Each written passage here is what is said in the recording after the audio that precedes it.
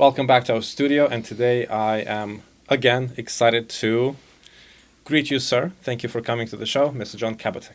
Thank you so much for having me, Victor. Always great to be here. Always great to have you. Last time you invited us to your studio. It was a great experience, a beautiful building, beautiful office, and since then I've learned a lot about all your activities and all that you help the businesses, and really, really impressive. So. Thank you. And we have the best coffee in downtown Sacramento, so come back anytime.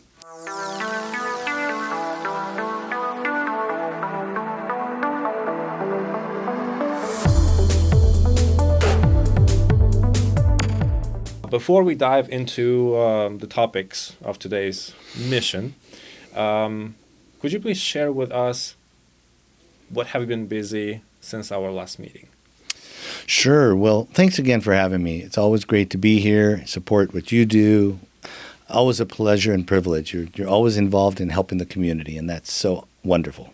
We've been very busy speaking to the community. You know, I'm still very pleased and privileged to work with small business owners. While I have my firm, the Kabateck Strategies, which works on a lot of business-oriented, jobs-oriented coalition building, from legislative to ballot measures to other issue advocacy efforts. I really am proud of the hat that I wear as the California director of the National Federation of Independent Business. We represent about 13,000 small businesses, a number of them in the Sacramento region, but across the state. And all of them right now feel like they need that voice. So we're very busy with them, trying to help keep their costs down, streamline regulations, and just most importantly, Victor, give them hope for the opportunity to pursue their dream, to be successful entrepreneurs and help their community. That's not just wonderful, but also very noble, because the small and mid-sized businesses, they are the spine, the health of the economy. It's been around internet a lot that inflation, printing money, all these different actions that are happening in the country, whether it's true or politicized, that they're wiping out small businesses and middle class. What is the real situation? You deal with these companies with real world every day. What is the real thing? Let's bring some real information to the viewers. Sure. Well, I think inflation is definitely a challenge and a real problem. I think one of the biggest problems and challenges we're finding amongst our entire members across the country, not just California with small business, is their challenge of trying to keep costs down so they can get more customers to walk through the door. But so many of them are faced with so many regulations, taxes, fees, just the challenges, even many of them still crawling out of that hole created by the COVID pandemic, even this many years later, that they're finding it difficult to do anything other than raise their prices to keep their lights on. You know, they consider their small business employees their extended family. You know, that front desk receptionist, or the person who's the cook in the business, or that line assembly worker that's with them, that's been with them for years. They don't want to have to lay them off or scale back their shifts. So many of them have no choice but to raise prices. But the real landscape is, yes, inflation's a problem. But I think we're finding a lot of those regulations, workers' comp, a lot of those things that small businesses have to face every day, give them no choice but to have to do either raise their prices or scale back in the business. And, you know, simple math, they just don't want to scale back and harm the people that are their family, their very family there. You've been running this National Business Association for quite some time. If you could share with us, amongst all of the businesses that you are working with, you're helping, which ones are, let's say, at ease a little bit, relatively? Which ones are in a more difficult situation? That's a really good question. And you're right. I have been fortunate to do this for many years. I think when I started this job, my hair used to be brown. You know, it's a little grayer these days, a little more salt than pepper these days. You know, I would say probably the industries that are probably doing a little better in this industry or this time and space are probably those that have the opportunity to work on, more of like, I think, public-private partnerships, things where they're working, with the community, they're doing things where they've got contracts with the state or city. So many of them are finding that those alliances are very helpful. And I think also we find that small businesses that are in kind of the advertising industry, you know, when there's challenging times, we find that a lot of them that are in advertising, communications, public relations, you know, a lot of small businesses and big businesses don't hesitate to spend money on trying to really make their business look good. So these businesses that specialize in positioning and marketing and advertising actually do pretty well in this kind of an industry. But unfortunately, they're the exception to the rule. I think many, if not most, retailers, restaurants, people who are in construction even, you know, are still challenged, even though we're trying to see a building explosion here. I think are really those in the service industries are just struggling. They're still trying to find their way. And it's hard. It's hard, especially in California. That is very true. And it's very interesting that you've mentioned about the companies which are working on branding and PR and advertising. Many businesses, especially when it's critical time in the economy, they tend to cut down the budget on advertising. How do you persuade, let's say, members of your association to not cut, but actually extend and do more in terms of branding, outreach, marketing? Well, I think what we're finding is a lot of them are getting very creative. It used to be the traditional ways that people would try and brand themselves, market themselves. Certainly, outdoor advertising publications like yours are still very popular, I think, with many because they really do resonate with a lot of folks at every level and every age. But I think many are turning to, I think, the creative, right? Being more creative on social media, being more creative on their websites. I think they are finding more, they're even finding ways to sell on TikTok, right?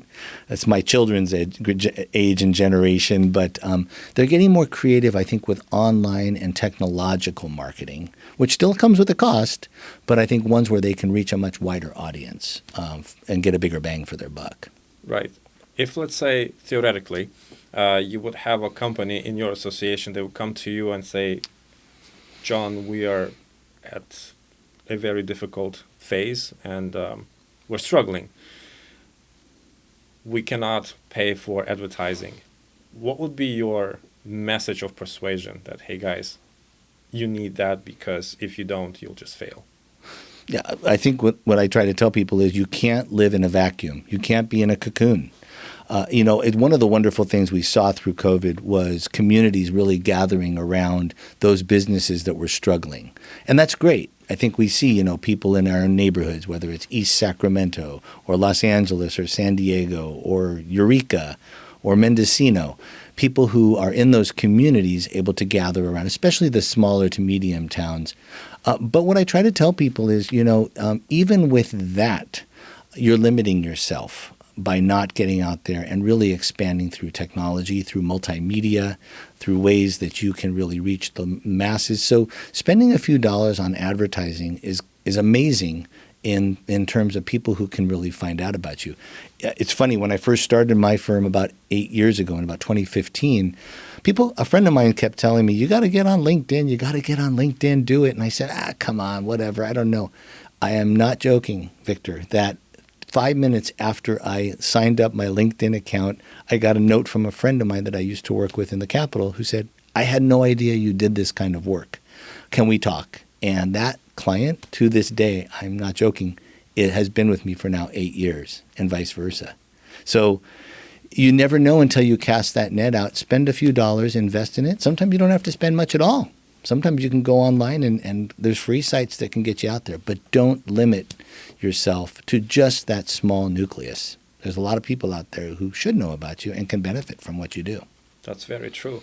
In your understanding, in your world, and also the way you would perceive and tell your clients, your businesses, what is brand and what is branding? Well, I think what is brand, is really people understanding kind of what you stand for. I think a lot of people who know your brand and know kind of what your market is, what is that actual insignia that you make in society. it's kind of like, for me, it's like the campfire smoke that I can't escape. You know, we go on a camp out, and you go to one section and the camp smoke follows you there, and you go to the other and it follows you there. With me, I think the brand has for many years, fortunately, been small business, you know, and I think you should lean into those things that you do well and that you enjoy and that people know you for and you've been helpful. So I think brand is really that insignia you make, that real marking you make in terms of what people find of your value. And I think branding is really probably part and parcel of that, but it really is kind of that getting that word out. I think it really is that kind of sharing with the world what you do, and really I think exposing those traits to far and wide audiences. So it's taking that insignia, but it's creating an artwork in many parts of the world with what you do. So I think that's pretty cool. I really enjoyed discovering about your brand, and since our first interview, then all the researches that I've done about your mission, because you've done so much for everybody. How did you start working on your personal branding? Well, I think I met with my brother. My brother, who is 7 years older, he's an attorney in Los Angeles. And when I was telling him that I was really interested in starting a firm of my own that was focused on giving real voters a voice, and really making sure that the seniors, veterans, small business owners, parents and advocates had a bigger voice in our public policy process. I told him that. And he said, well, if you're going to start a company, there's a couple things you should do. And it was great advice. One was surround yourself with a good kitchen cabinet of people you trust, who are diverse and can really give you that great advice, marketing, maybe legal advice, administrative and organizational skills. But find those 3 or 4 people that you really trust. The second one was a converse of that, which was be careful who you partner with. Be careful with people that you think may be right, and do some due diligence on people that you might hop together and be a part of that could be a problem. Just be mindful of that. But the best advice that he gave me was, like I said, go with what you're good at. Don't try and be something you aren't. I couldn't begin to be in the auto shop garage and try and look under the hood of a car. I would turn it into a pretzel, the engine, if I were doing that. It's not what I'm good at. I would like to be. It would probably save me a lot of money. But I knew kind of that I enjoyed small business. I enjoy working with other people, and I love and have the experience of coalition building. And I was able to find that was something we could translate into getting more California voices heard in the public policy process and political process. Which were the most important decisions that you believe shaped your brand in such a well-maintained shape that you have right now? Well, I think some of the decisions that were made in that process were hiring some staff. My late father, God bless him, I think he kind of kept his business very small, meaning himself, and him, one person. And I think that, advice that I also got from my brother and from other business coaches was, you can't grow until you grow. And you really need to build. And you and others have really done a great job of kind of building a great team and teams. And I know your multicultural business and community expo is one of those examples and career expos is one of those where you actually really network, right? So I think one of the things that was taught to me similar was, build a good network. Build a really good network. Don't be yourself, and don't hold everything close to yourself, or you really will suffer the consequences, or at least you will not see the world the way you could by letting other people come in and be a part to help you advance your vision and help them add to that vision. That's very true. And I'm glad you mentioned about the expo. We met at the expo last year. Mm-hmm. And how was your experience? Oh, my gosh. The Multicultural Business and Career Expo is one of the best events that is not just in Sacramento, but I think in Northern California and in the state. I was so amazed. I'll just say I was blown away every time that we've been a part of this, with the ability not just to bring people together to put a little table out and market their wares and their services. It's much more than that. You're bringing community together to show the varying cultures of our community, of the Northern California community, and how we really are integrated and interact with each other and benefit from that interaction. I think what you and Sergey and the team here have put together shows the power of a community. I think it's wonderful because, especially I think in this political climate, whether you're left, right, middle, tall, small, whatever, there are a lot of people out there who are very prone to be very skeptical and, frankly, in many ways, negative towards each other. And the great thing is you send this message, which is it doesn't matter what political aisle you're on. We're all a community that needs to help each other. And you help those causes from education, community, people with disabilities, people looking for work, and people who just have unique fingerprints in this world. We're all different. Being able to learn how that. And I'm telling you how many people I've talked to coming out of that expo who really say, gosh, I never knew that person. I never knew they did this kind of stuff. We made some great contacts through it. So I'm encouraging everybody listening to this podcast to make sure they're a part of that expo this year, because it really is not just a way to go shake a hand. It's a way to build a relationship for a long term that you'll be glad you did, many of them. Taking all the experiences that you had last year, what are you bringing to the expo this year? Yeah, we're really excited. Well, I really love the opportunity for us to be there and really talk about the value and the power of small business. I think with my NFIB hat, with my Kabateck Strategies hat, I think one of the things that we really enjoy doing is talking to people and letting people know how important small business owners are, why what they do matters in our community, for the jobs, for people.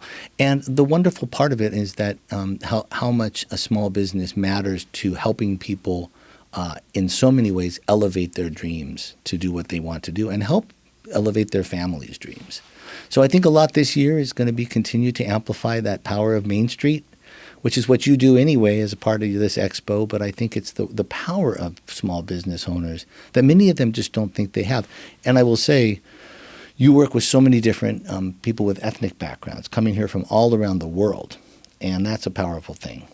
But I think it's wonderful to give those individuals confidence, whether you're people who are Asian, whether you're from Russia, from Armenia, which is my home country, right? At least half of me, Latinos, or people who are just Caucasians. But many of them feel intimidated that they don't have a voice. And I think one thing about this expo that blends very nicely with what NFIB does is the ability to give people the confidence to be a voice, have a voice, and to let them know that they're not alone, God bless to that. Now that you've mentioned these issues in the society that we are facing and we're dealing with, also you've mentioned about political polarization. You've been in politics for quite some time. As we see right now, polarized left wing, polarized right wing in politics. Everybody hates everybody. I would say that we do have some tensions of different ethnic groups not liking other groups, whether it's one or the other. You as a political leader, as a business leader, which ways do you see practically that we could use to cool off the situation in the society? Another great question. You're very good. I really will say that one thing that we ought to be talking more about is the impact that decisions have on our children. I don't think enough decisions or discussions circulate around what we ultimately do and what that means to our younger future generation. I think if we bring things back to our family and the children and policies that affect them, and everybody's a little different, I understand that. But I think if we come back to what our future looks like, and some have children, some may not have children, but we all know people and we all know a younger society and generation that deserves to have a good future.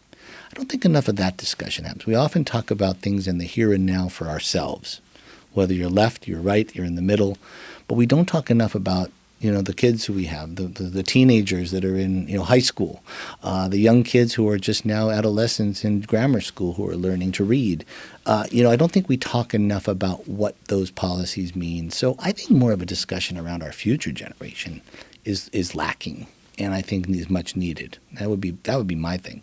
And I'm speaking as a parent, but also as somebody who's been a kid, and I'm fortunate to have had parents and surroundings that really, people who were great influences. Right. I love it that you mentioned about it. And I've been researching a lot about policies of different presidents, and there are so many video interviews of President Kennedy before he was assassinated. And he says directly that having a weak, chubby, younger generation is extremely bad for the country. Now what we see, maybe not everybody is chubby, but it's kind of weak. For us, not being able to do 20, 50 push-ups was not a good thing. Not being able to do, 10 pull-ups was not a great thing. Now the situation, as I see it, I might be wrong, but it's in a way that media or people try to explain that it's okay to be out of shape, it's okay to be chubby, it's okay to be unhealthy. What is your vision about it? Well, and again, I was fortunate to have both worked for former Governor Pete Wilson in the Capitol, but I also worked for the Terminator. And I don't think, Arnold Schwarzenegger did not suffer fools. He was always keeping an eye on you, making sure that you had time for your family, that you were keeping in shape. And he was, that's why he chaired the president's and the governor's Council on Physical Fitness and Sports before he became governor. And I think my part is a healthy body, healthy mind means you have a healthy life. And I think you're absolutely right. I think while I extolled the virtues of technology, Victor, about marketing and engaging, on the flip side of that coin, I think we have found our younger generation falling too much into that trap. We all do, young, old, middle age, of sitting there with our phones or our laptops and not getting up to walk about. So I think that our schools, the workplace, I think we all, as our families, need to be focused on a better work-life balance and a good physical fitness balance, and diet. I think diet is so critical, and I'm just as guilty, I'm sure, in some ways, but being mindful of living a long life. And again, I think that comes back to that discussion I just mentioned about, which is looking through the eyes of our kids and our younger generation. Do we want them to be healthy and have a future that's long and promising and successful? And absolutely. So we need to feed them right and encourage good, healthy habits for them. But it has to start with us. Right. That's one of the things that I tell my clients on branding, that it begins with your shape. Absolutely. You can buy a suit. You can get not too many suits, but they have to look good, as you said before Right. we started rolling. But nothing buys the shape. And it's how this suit sits on you. It's not about, I would definitely adhere to an advice of a person who is in shape, maybe in a cheaper suit than in a person who is unhealthy in a luxury suit. But since you mentioned about the diet, about the regimen, exercise, what is your plan? What is your diet regimen? What is that creates John Kabateck's brand? Well, that's great advice. Well, as I mentioned, I really enjoy boxing classes that I do about 2 or 3 times a week on a personal note. And I think that comes back to what we were talking about. I think find what you enjoy. I think many people look at diet regimens or workout regimens as to things that you have to do that are looked at in the negative. Find out some sports or some activities that you enjoy doing. I do enjoy the boxing. It allows me to get my stress out. But some people love, just going to the gym and lifting weights. I know you and I have talked about mixed martial arts and that kind of stuff. And everybody's got areas of excitement, but also can be good workout, right? Same with food. Find foods that you enjoy. My gosh, there are so many places and services that provide food that is good for you but tastes excellent, and doesn't need to be greasy and let you feel all down. So find things you like. There is nothing out there that says that a healthy regimen means that you have to deprive yourself. In fact, I think in many ways there are some things in both of those areas, diet and exercise, that are pretty fun and you'll enjoy. But again, I'll say once in a while I do enjoy a hot fudge sundae. Once in a while. Well, it does make sense. When I used to compete, I kept it to extreme. I would never have anything that isn't healthy. I did not have any cheat days. But then I've talked to a pretty successful business owner, And he says, no, I'll have a donut. Yes, I'll keep my regimen very strict, but I'll have a donut. What if I die tomorrow? Yeah. I don't want to die unhappy. I want to experience this donut. Yeah, I don't overeat it. I'll have one, but I won't go as crazy as a monk. Right. And it hit me. So I do find a little bit of flexibility That's great. in that. So you do boxing. I assume you also attend gym because you do look fantastic. Oh, thank you. I'm wearing a baggy shirt. Well, it's the way it is Very laying on you. kind. Now, let's talk about your brand as a professional in business. You mentioned that you tied it to the small business, but let's dive into details. Yeah. What is it about? Well, what we do at Kabateck Strategies, my firm, is three things. We very simply, elevator speech is this. We do coalition building. We help people build crowds around the right issues, be it legislatively, in the Capitol, on initiatives, ballot measures, or just helping clients build the right groups to have that voice heard. Number two, we work with associations. We do association strategies. So we will work with the Restaurant Association, Associated Builders and Contractors, other groups out there that really want to get their members' voices better heard, but they don't really have the strategies. We're working with the California Fuels and Convenience Alliance, which is representing a lot of these little convenience stores and service stations that really need a voice. So we help, secondly, we really help those associations that have really great staff, but they haven't really thought about the strategy of getting their members more engaged and heard in the process. And then the third is just telling the story, very similar to what you all do every single day, but making sure that those small business owners, veterans, seniors, working families, soccer parents, have a voice in the media, have a voice out there in social media, but have a really good narrative that they can tell. So coalition building, association strategies, and telling the story. And then our mantra, Victor, is giving a voice to those less heard. And so we're very happy about that.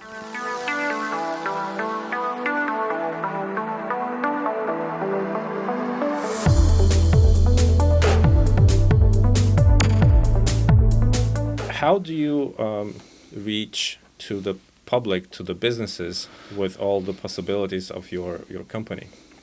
Well, we have a number of different ways that we let people know what we do. Certainly, as I mentioned, I'm fortunate to have Nate because he is much younger and much more dialed into the Generation X and Z community of really social media smarts, really understanding how to reach generations and audiences of various levels.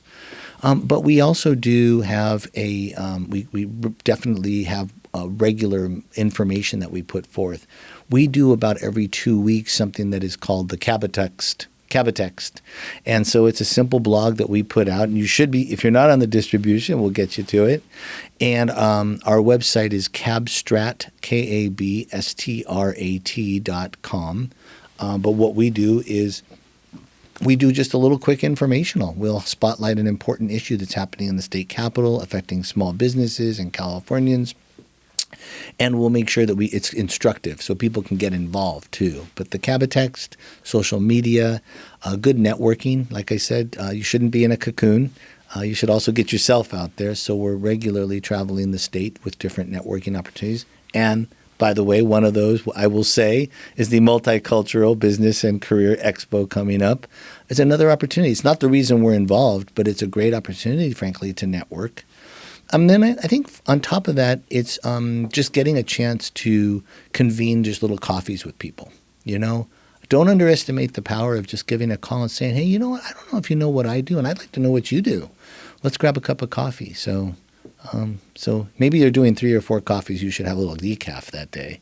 But those kinds of things mean a lot. And I think that human interaction, Victor, in this technological age is often lost. So we just do that. That is very true. And I've noticed that even before we hit this intensity in the technological world, people were just hesitating to communicate with each other. And I remember at the academy, I had a teacher of the NLP. And obviously I got interested. And his course was something like Lie to Me, the TV show. And that's what he told me in a private conversation, that people just need to talk. Don't be afraid of picking up a phone. And he gave me an example. We were walking from the campus, and two ladies were walking towards us, and he just asked them, "What time is it?" And they smiled, because they felt they were useful in the moment. And he says, "You see, this is that simple." And I took it to my heart, and I keep it with me all the time, and that's why we do the podcast, and great. We share everything. So we'll make sure to be on the list. Now let's talk about the NFIB. Yeah. It's a big thing. It's an important thing. You've been running it for quite some time. What is it? And what is that you do for the companies, for the businesses? Well, thank you. Yeah, so the National Federation of Independent Business is California's and the nation's leading and largest organization that strictly represents and advocates for small and independent business owners.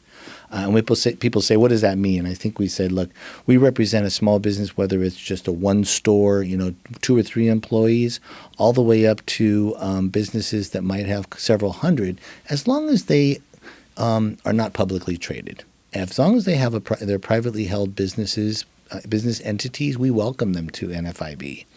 And it was founded by a guy in South San Francisco in 1943 who was a member of the United States Chamber of Commerce, who, while he enjoyed that membership, didn't really feel that on many occasions when an issue came down the pike, it was always something that they were advocating strictly to help small businesses. Because a lot of issues, businesses, to give you an example, small businesses pay about 3 times more to comply with taxes than larger businesses, about 37% more to comply and deal with regulations. And then small businesses are usually the vulnerable target of these like frivolous lawsuits, these shakedown lawsuits that hit them in communities. So very different. And he just basically, like a typical entrepreneur, he created a little club in South San Francisco in 1943, and that blossomed across the state and then across the country to where today we have a presence in every single state and in every state capital, and our headquarters in Washington, D.C. About 350,000 members across the nation, about 14,000 here in California. And we're just strictly that group that protects the right of our small business members to own, operate, and grow their small business. And we do that every day. So if, let's say, theoretically, a business decides to join, yeah, what they can benefit from? Yeah, well, the main reason people join is that there are a lot of laws happening in Sacramento, or legislative and regulatory activity in our state capital or in Washington, D.C. And when our founder created NFIB, we really didn't get a focus, and we don't have a focus on local issues. There's a lot of great groups like chambers and local organizations that really focus on that. But it was state and federal, as it has been to this day. And when somebody joins NFIB, I think the main reason is we heard one guy say, look, I'm in my machine shop all day. I am working on some widgets here and some stuff in the back. Please just make sure that our politicians are not hurting my business and hurting my industry. And so we're the ones out there. Many join because they really know that we're the voice in Sacramento and Washington where they can't be in those meetings. But we are representing them. And the cool thing about NFIB is we ballot our members. We don't have a board of directors that sits in a conference room with a whiteboard that says, I'm going to think this is a cool idea or that. We send a survey out to our members to ask them what issues are important to them. Healthcare, cost of healthcare, energy costs, regulations, taxes, of course. You can imagine lawsuit abuse. Those are some of the things that hit them pretty front and center. And they tell us. So then we take what they tell us to the state capitals. We take it to regulatory agencies. We take it to Washington, D.C. We were there last month. And they tell us what's important. So info flows straight up. We do have other services, credit card processing and payroll processing services and delivery discounts if you join. And many pay for their membership by that alone. But most tend to join to both network, but most importantly, make sure that they know people are fighting for them in those capitals. Because I think what they often find is it's not a left or right issue. We're nonpartisan. I think what we find is many of them say, hey, labor unions they represent about 8% of the workforce and the job creating community, and yet they carry this big stick in Washington and Sacramento and all our capitals, many of them.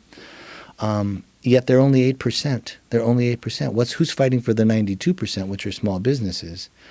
So it's making sure we do that. And then on the other side, a lot of times the big corporations are not always, like I said, the ones that have the best interest of small business. And they like a minimum wage, they can't absorb a minimum wage increase like a small business owner would be unable to. So, it's not a left or right. It's just small business owners who make up about 99.2% of the jobs community and business community saying, who's fighting for me? Well, that's NFIB. And that's what we do every single day at the state and federal level. Proud to do it.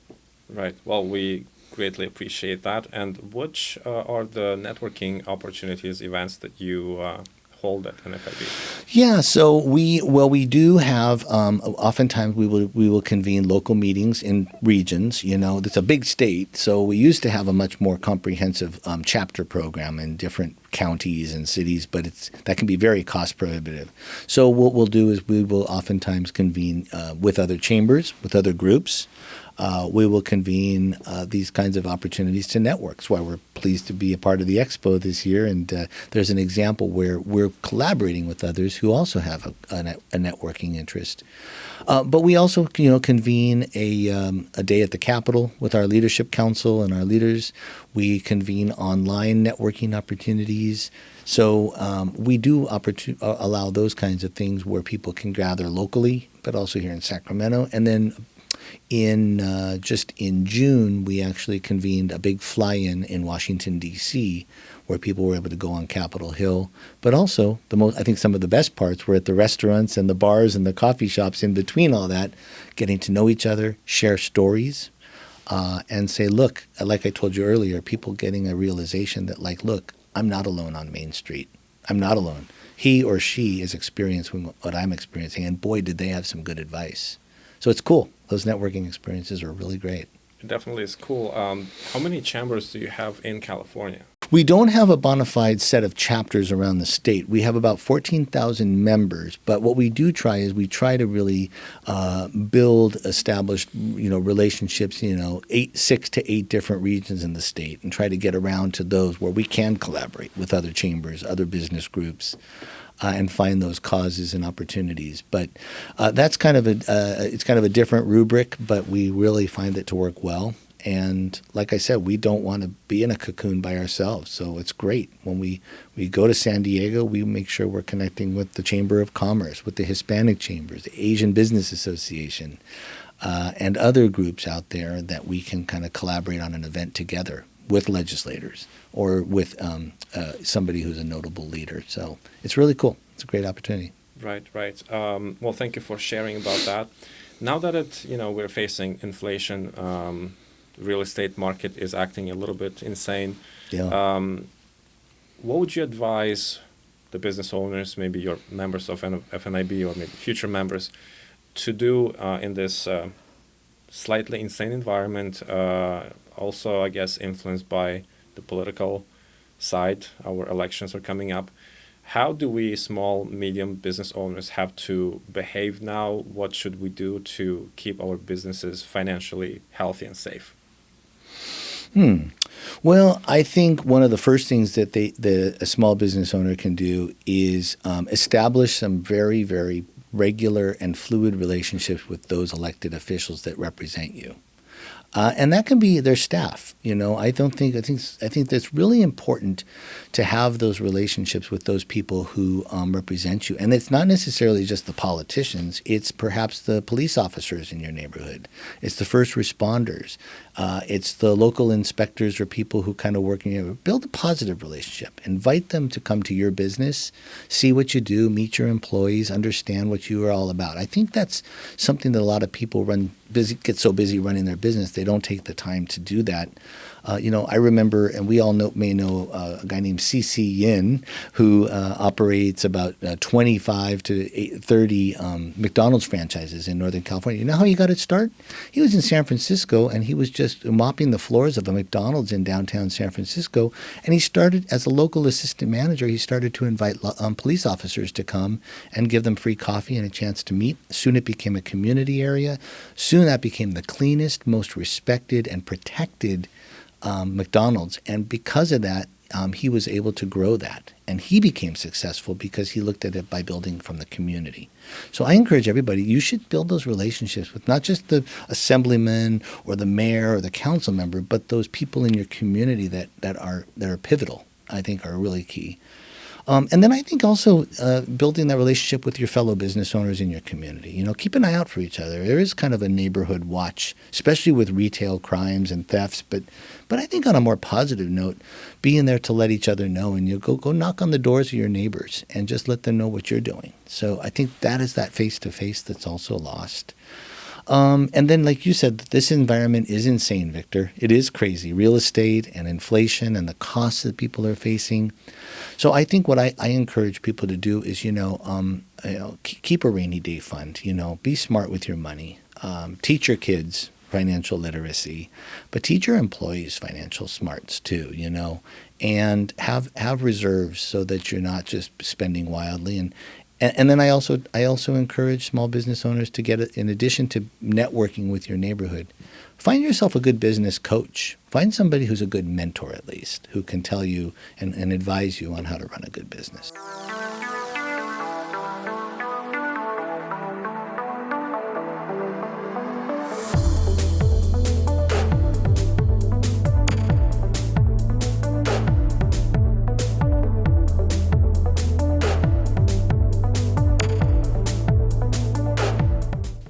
And we're back with Mr. John Kabateck from Kabateck Strategies and NFIB, talking about politics, business, finance, and how to not be below the water level, the sea level, in this funny and very interesting climate that we're in. So as we were talking in front of the camera, behind the camera, we are in a pretty interesting, insane-ish kind of environment where prices are skyrocketing from groceries to gasoline, real estate. Now it's extremely unprofitable to invest in real estate because there is no cash flow. There is just cash outflow. In all this, let me call it turmoil in this situation, which is also impacted, I assume, by the upcoming elections. Mm-hmm. What would be your piece, or maybe a few pieces of advice for us, for business owners, to keep financially healthy and safe? Yeah, well, I would find yourself a really good business coach. I think it's not just a CPA or an accountant that's quality and qualified, but finding a business coach. I think somebody who can really help advise you on how to be more efficient in your business. I've been fortunate to have one for the past several years who really kicks me in the pants, in a good way, in an encouraging way, things that I need to hear. Sometimes it's that uncomfortable stuff about yourself and your business that you need to hear to make yourself, and when I worked for Arnold Schwarzenegger, he used to say, I always like people to be in an uncomfortable place. That's where you grow. But it's true. He would really tell us and encourage us to get in that area of discomfort because that's where you really grow. And so I encourage people to get a business coach who can be honest with you about what's good and what's working, but also where you may have some weak spots, or at least areas you need to grow or think about that you might not have. And then I also tell people, as it comes to, if you're talking about financial growth or at least just economic security and certainty, as I said, I think it really is finding some good quality people around you, vendors, subcontractors, maybe just a couple other employees, or just people who are partners with you that can help you grow. Don't keep your business to yourself. I think, especially if you've got really unique talents, more need to know about that. And I think by delegating some of that out, it's going to allow you to focus on business development. It's going to allow you to focus on that client relationship, but also let you focus on kind of just the big picture. And not get caught up in some of the mundane, which always needs to get done, no matter what level you're at. But it's not the best use of your time to help be financially successful. And then finally, I would say find a really good bank. Find a good community financial partner. I think, this is people may be part of a larger financial institution and they're excellent. But I think if you can also couple that with a good local community bank, they show you that it's like this is the small business guy in me. They show you that personal care, that attention. and ability to kind of give you advice that maybe sometimes a larger institution just isn't equipped to do by its sheer size. In your career, which was the most valuable financial advice that you've received? I think the best advice that I got in my career is to, be smart with what your use of time is. And I think it really is. It's interesting because you talk about time and space and money, but the best advice I got from not just my brother and others is use your time wisely. Don't squander. There are only so many hours in a day. And the other bit of advice, if I can add another one, is pick up the phone and network with 3, 4, or 5 people a day if you can that you haven't talked to before. And it doesn't have to be a long conversation, Victor. It could be a little bit of, hey, and you're very good at this. I find that you network regularly, but a lot of people need to know, like, hey, I just want to grab a cup of coffee, or hey, I'm on the phone with you for a few minutes. I'm not sure if you know what I do. I'd love to know what you do. But one of the best bits of advice I got is asking people what their pain points are. Don't pick up the phone and say, here's what we do and here's what our company's all about. It's when you're meeting with people, ask them, what keeps you up at night? Where are your challenges? Where do you want to be successful? And by doing that, I think you also find where maybe your business can help them, or at least you can help build a better alliance with them. And they won't forget that. That's a very interesting point. I think I have learned something very similar from Dale Carnegie, when he said, in order to build a successful communication, you don't have to talk about what's inside of you or what's your interest, but what's in the interest of your vis-a-vis of your partner or guest or whoever you are talking to. That definitely builds a very strong bond, and it's a nice bridge that stands. Mm-hmm. You are a father. You are a very experienced man in life, not just in politics and business, but in, let's say, behind the scenes, in personal. Now that I see, while working with youngsters, with teens, with young adults, they are extremely influenced by the media. Mm-hmm. And it's about the looks, it's about anything and everything, and also this polarization, not just in politics, but also division between men and women. Someone is good, someone is bad, and everybody has an opinion. Mm-hmm. From your perspective, how can we improve this climate for the kids so they grow healthy? Oh.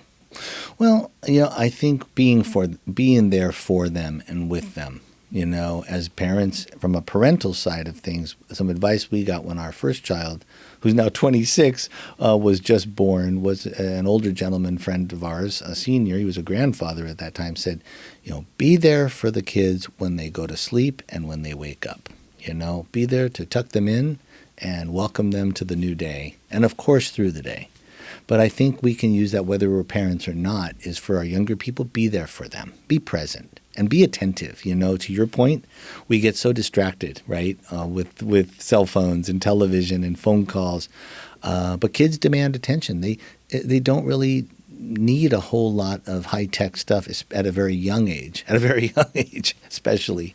But when they ask you to put that phone down, or when they ask you to play with them or talk to them or read to them, from a book even, do that and give them that attention, because that goes far with people of every age. But kids notice them when they're not listened to. And they can, children can be latchkey kids, and you can be, without you having to ever not be at home. I mean, you can be at home and the kid could feel like an abandoned latchkey child. So be there present with them. I think that's good advice for every parent. Yeah, very true. Quite a few, probably years ago, we've gained this new category, so-called influencers, influential people on social media, whether it's Instagram or Facebook or TikTok. What is your point of view and perspective on them? On influencers, like Tech Talks and things like that? Is that what you're referring to? TikToks, yeah. Yeah, well, I think there's a real plus side to, technology like that, Instagram, TikTok, YouTube, and, I'll tell you an example. There's real plus side with, I'm trying to take up surfing. Gosh help me, right? But it's working so far. I've been up on the board. I've gotten up a few times, and I spend some of my time in San Diego with my fiance. We share a place there. And split my time right now. But, a buddy of mine this weekend said, hey, man, just just look up YouTube. There are some great ways to learn just little tricks of the trade. So when you get out there, that's a positive. Tech Talks, amazing to help us learn how to be more successful with just words of wisdom. So I do think there's a real positive for our young people and for all of us to have the tools like those things that are valuable. At NFIB, we conduct webinars. We've done webinar on there's a new workplace violence prevention plan that every business must have come July 1 of 2024. A lot of people don't know that. But we conducted a webinar for our small business owners, and we had a great turnout to teach them with an attorney, how do they go about doing that? So I think associations, I think what we're doing with NFIB, I think Tech Talks, YouTube, can be really used for a positive. But as we know, there's a reverse side of that coin. And I think the problem with a lot of our kids is, first of all, they're accessing the wrong stuff and the bad stuff. But sometimes I think they're just letting themselves fall into just a gully of just, kind of just things that are not enriching their minds. And then I think also a lot of kids are using social media to compare themselves to others. And we see all this anxiety and depression that I just don't recall ever being as prevalent. And I think technology has added and fueled that.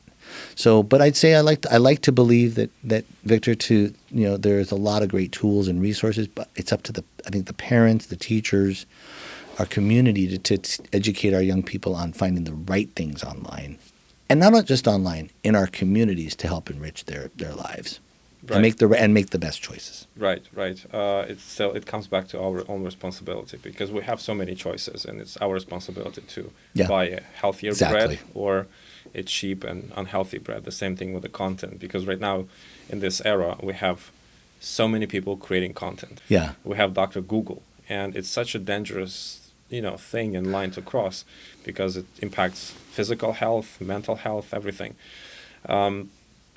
But, to your point, I think it's like we were talking about diet, right? Once in a while, it's okay. And I'm not condoning none of the stuff that's the wrong stuff to watch. But, my fiance goes online and she's a fashion designer. And so she'll learn little tech talks, and she'll learn from others, and she'll be on chats with others in the industry to learn how to be more effective at marketing her business. But after a long week, she also loves bunny rabbits. So she'll go online and she'll see a little 2-minute video of bunny rabbits and little funny music in the back, just to kind of let her, kind of let go. We all need to do that. Just like, we were talking about a good diet regimen, exercise regimen. But once in a while, that donut or that little tiny scoop of ice cream, it's okay. It's okay. You gotta break it up once in a while. Very true. That gelato hits the spot. But you can't just can't let yourself become a victim to that and let it dominate all of your time. But I think there's a good balance that can be stricken with the right things that you're accessing. Yes, that's brilliantly said. Mr. John, thank you so much for coming to the show and sharing your time, sharing your valuable piece of advice with everybody. We encourage everyone to check out the website of Kabateck Strategies, of NFIB, unite and build our economy together.